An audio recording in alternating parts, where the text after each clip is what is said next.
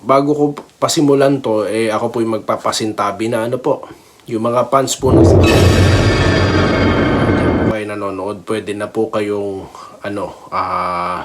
mag-ship po ng ibang channel, no? Huwag nyo na pong panoorin tong episode na to. Ako na po yung nagpapasabi para po hindi po kayo masaktan, hindi po kayo magalit sa akin,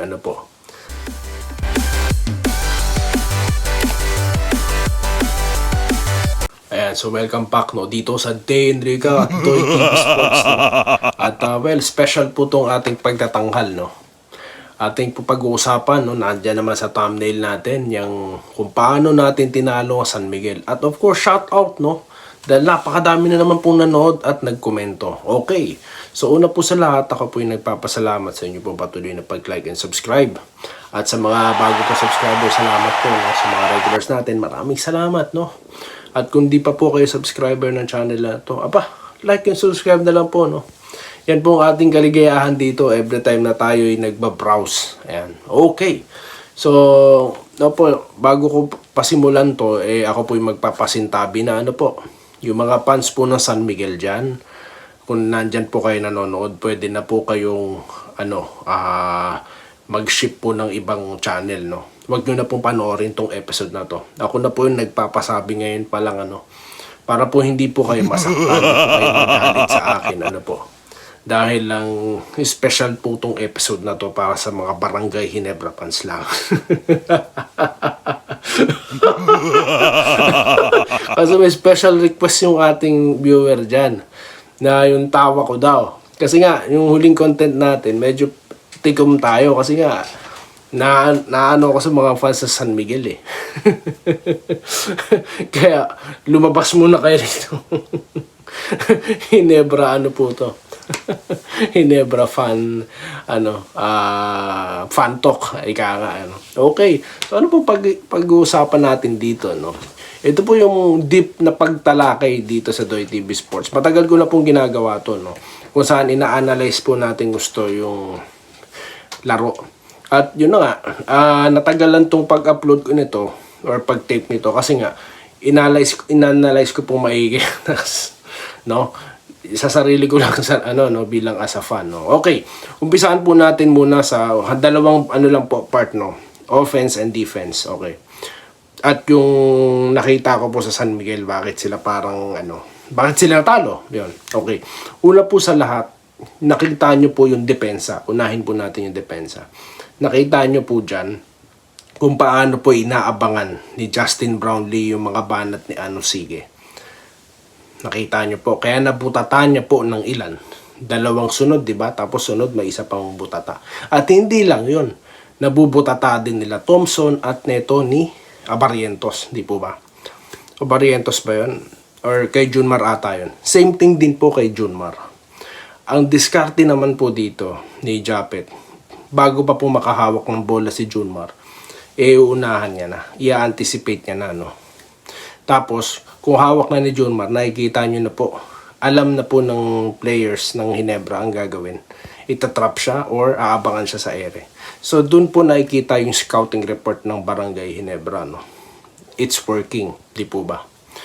Tapos, nakita nyo po yung nila, kung paano po pumapasok sa loob yung mga offensive rebounders natin or yung mga defensive rebounders natin. Tsaka yung pag-box out po ni Japet Aguilar.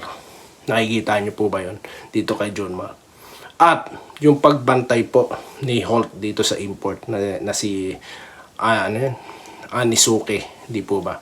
So, kita po dito yung planado. Kaya ang sarap po talaga panoorin kay triple na laban na ito Tapos, of course, nagsimula tayo sa defense. Going to offense na yan. Nakita nyo naman yung binutata ni Brownlee. Nakuha niya pa yung rebound tapos tumakbo pa siya ng pass break. Ilang beses po nangyari yun. Nakada may defensive stop sila. Nagpo-form po ng fast break opportunity. So ngayon, gan po sila nakalamang dito sa San Miguel. Kaya nga po kitang-kita, kitang-kita yung tawag dito, consistency po na sinasabi pa natin noon pa, Game 1 pa lang sinabi ko na yan, Game 2 sinabi ko din. Yung consistency po talaga, tsaka yung pag-setup, Okay, sa offensive iba naman po, nakikita nyo, Si Brownlee, mostly po mag-high low siya or mag-isolate po siya sa gitna. 'Di ba? Ilang beses po nangyari yan. Tapos sa gilid naman po, nakikita nyo, no, kapag hindi maganda ang flow dito sa kabila, lilipat naman sila sa kabila. No? Tapos, bigla po may mga kakat. At kung mapapansin nyo po, si Japet Aguilar, gumagalaw po kahit walang bola.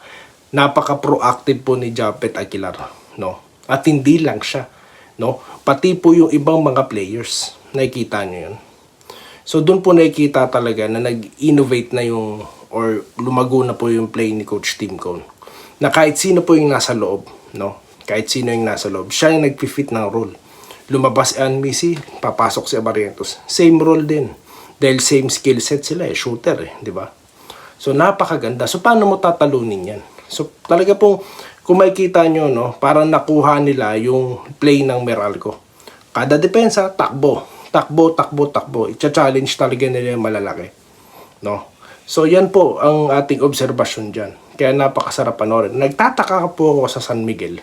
Bakit parang hindi nila nababasa. Ilang beses na nangyayari yung sequence na yun. Parang ang lata nila. Di ba? Nakalamang po sila nung third quarter. Di ba? Nagkaroon sila ng mini run. Pero bakit ang lata, no, na San Miguel? So yun lang po, no, yung ating napansin doon. At sa next topic po natin, no, dalawang part po ito, next content na po natin, yung San Miguel, no, paano sila natalo at paano sila magbabounce back. Naks. Kaya iimbitahan ko na po dyan, no, yung mga fans ng San Miguel, sa next content na po kayo manood.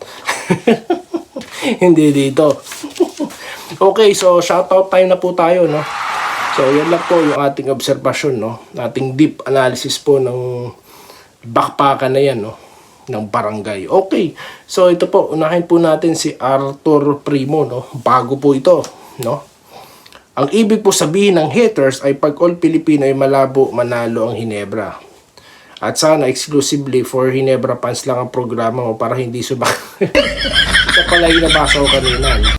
So ayun nga po, dahil sa sinabi mo, ito po yung content na yun, exclusive sa barangay. Basta may pantok po, pang barangay lang yon, okay? May reply sa kanya, no? Si Gerald Castillo, nireplyan siya, no? Para naging mentalidad ng mga haters na lagi talo ang Gene Kings. Pag all Filipino, bakit hindi na ba napapalitan mga players? Hindi na magbabago ang players? Kita naman kahit nakaupo si JB, mainit sila. Opo, nabanggit ko na po kanina yon. So kahit po si JB, umalis na, no? For all Filipino, makikita nyo po yung ginagawa ng Hinebra. Something na hindi po natin napansin dati nung nandyan si Stan Hardinger. Hindi po ba? No. Kung napansin nyo po, comment lang po kayo sa baba. Pero iba po talaga ngayon ng Hinebra.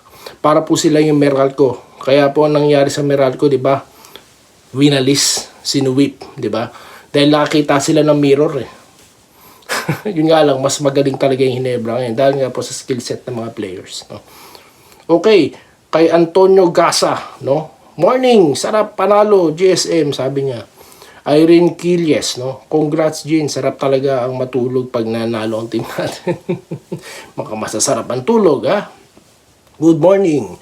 Panalo tayo, sarap tulog. God bless, galing Ginebra, sabi po ni Andres Ladip Carter, no? Jesse Vasquez, sabi sa'yo, idol, kaya ng Hinebra yan. Go, go, go. Yes, kayang-kaya talaga. Lope Bucalos, no? Nanalo di tayo. Skati talaga. Sobrang ginagawa kada laro. Buwis buhay talaga. Congrats. Yun na nga nasabi natin, di ba? Tapos yung iba pa nagsasabi. Huwag natin patulan. Sarap nga daw yung tulog ni Ramil Gonzaga, no? Sarap ulitin. Well, sa Wednesday po, no? Ulitin ulit nila yan. Kasi nga po, itatalakay natin yung pwedeng gawin ng San Miguel, no, para ma-counter na natin kaagad, no, kasi pa yun yung bagay na hindi ko napansin sa San Miguel all throughout the game, first, second, third, and fourth quarter. Wala akong napansin na adjustment nila sa totoo lang. Tsaka yung iba pang napansin ko din sa next content na po yan, no. Okay, Danilo Empeno, ganda ng ngiti mo doon, panalo Hinebra mo, good luck sa channel. Lagi po tayong magandang ngiti, kahit talo, maganda pa rin po yung ngiti natin. Yung game 2 nga po, di ba, nakita yung content ko. Robert Kayabyab, good morning, sarap daw ng gising. Napasubscribe tuloy ako, sabi po ni Danilo Herubin. Ayan. More power, salamat po sa pag-subscribe nyo, sir. Kayo pala ay isa sa 23 no, or 25 subscribers ng content na ito, no. Maraming salamat po. Ito po si Sir Lawrence Correg, no, isa po sa mga ano natin. Hello, good morning. Lamang pa tayo sa series kung hindi sana tama po kayo diyan, no. Tama po kayo. Nagsipasok lang kasi tira ni Terence, pero para kay Terence, sabi ko nga, hindi araw-araw Pasko. Okay, at si Ma'am ano rin po, no, taga Norway, nag-comment. Maraming salamat po, Ma'am, no. So ipagpapatuloy po natin ang pagbabasa ng mga comments sa susunod po na content, no. Yung San Miguel naman po pag-uusapan natin dito sa ating channel. At muli po, maraming salamat po sa inyong mga komento, sa mga pag-like, at sa mga bagong subscribers, welcome po, no. At maririnig nyo po ang tawa natin ganito lagi dito sa Day in Day Out Doy TV Sports. Muli, magandang hapon po sa inyo lahat at maraming salamat po, at magkita po tayo sa mga susunod na content. See you guys. Maraming salamat po. Salamat po sa panonood. Subscribe na para sa mga susunod na basketball at boxing videos.